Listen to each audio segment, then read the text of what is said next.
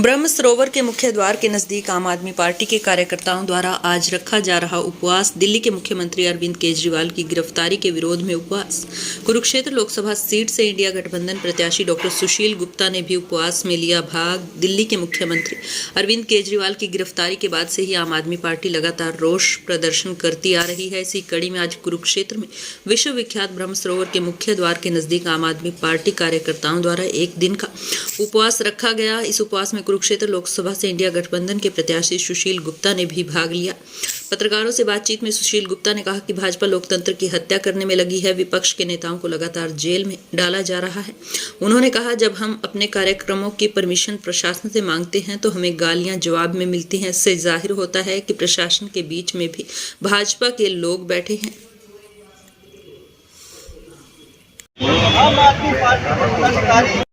Bharatiya Janata party लोकतंत्र की हत्या कर रही है जी। भारतीय जनता पार्टी इस चुनाव से घबराई हुई है।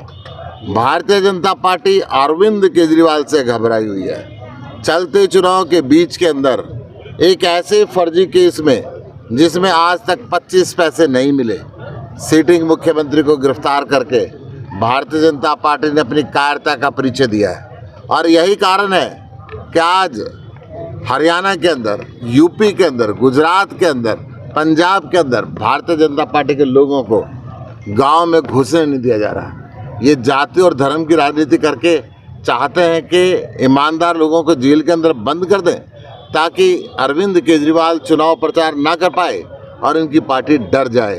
इनकी गीदड़ भभकियों से ना अरविंद केजरीवाल डरते हैं और ना उनके सिपाही डरते हैं। आज चारों तरफ खुल के अरविंद केजरीवाल की करोड़ों सोच हिंदुस्तान में जगह जगह जा रही है और भारतीय जनता पार्टी का क्रूर चेहरा, लोकतंत्र की हत्या करने वाला चेहरा, भारत के संविधान को चूर चूर कर देने वाला चेहरा आज सबके सामने ला रहे हैं। इस चलते चुनाव के बीच में दो मुख्यमंत्रियों को गिरफ्तार किया, कांग्रेस पार्टी के अकाउंट को सीज कर दिया गया।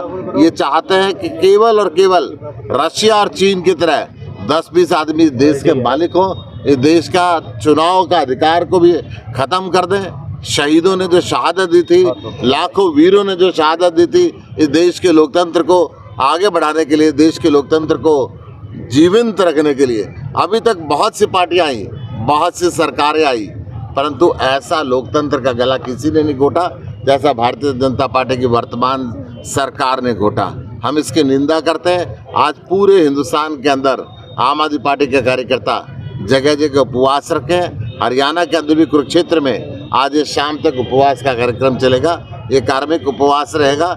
इसके अंदर बहुत से साथी हमारे शाम तक उपवास पे बैठेंगे और लगातार भारतीय जनता पार्टी का ये डरा हुआ चेहरा, ये लोकतंत्र विरोधी चेहरा, ये संविधान विरोधी चेहरा उजागर करेंगे और सारी दुनिया इसको देखेगी कि किस प्रकार नरेंद्र मोदी डरे हुए हैं, किस प्रकार भारत का प्रधानमंत्री इस लोकतंत्र को कुचल रहा है, किस प्रकार भारतीय जनता पार्टी भ्रष्टाचार से भ्रष्टाचारी लोगों को अपने चुनाव के अंदर उतार रही है। 1,86,000 करोड़ रुपए का कोयला चोरी का आरोप इसी कुरुक्षेत्र के अंदर प्रधानमंत्री ने नवीन जिंदल पे लगाया था। आज वो भारतीय जनता पार्टी की वॉशिंग मशीन में डल के ईमानदार हो गए। आज उनके ऊपर क्या कोयला चोरी का आरोप खत्म हो गए। जो 20 FIR दर्ज है, मैं नवीन जिंदल जी से और नरेंद्र मोदी जी से पूछना चाहता हूँ, या तो आपने उस समय झूठ बोला था कि ये कोयला चोर है, या आज आप झूठ बोल रहे हैं कि ये कोयला चोर नहीं है। आपको स्पष्ट करना पड़ेगा, क्या प्रधानमंत्री ने झूठ बोला था या प्रधानमंत्री ने सच बोला था। अगर झूठ बोला था तो इस देश को आप कब तक झूठ के सारे चलाते रहेंगे। आपने 2 करोड़ रोजगार हर साल देने की बात करी, झूठ निकली। आपने 2022 तक किसान का डबल करने की बात करी, झूठ निकली। आपने 15-15 लाख रुपए हर आदमी के खाते में भेजने की बात करी, झूठ निकली। आपने MSP की गारंटी का कानून बनाने का वायदा किया, झूठ निकला। अगर देश का प्रधानमंत्री झूठ का सहारा लेके चाहता है कि इस देश के लोकतंत्र को खराब करेगा तो ये जनता देश की खड़ी हो गई है। इस लोकतंत्र को खराब नहीं होने देगा। मुख्यमंत्री जी कह रहे हैं कि और आपके नेता जेल जाने को तैयार हैं। संतुष्ट है? देखिए, लोकतंत्र की हत्यारी भारतीय जनता पार्टी ने किस प्रकार से इलेक्शन कमीशन को पंगु बना दिया। मैं ये कहता हूं कि SDM को बर्खास्त कर देना या नीचे के कर्मचारियों को बर्खास्त कर देने से बात नहीं बनती। ये जो है भारतीय जनता पार्टी के किस नेता के आदेश पे ये जनतंत्र को गाली दी गई? इतनी भद्दी गाली देना इतिहास के अंदर कभी नहीं हुआ। इतनी भद्दी गाली दे के कहा जाए कि कौन है जिंदा?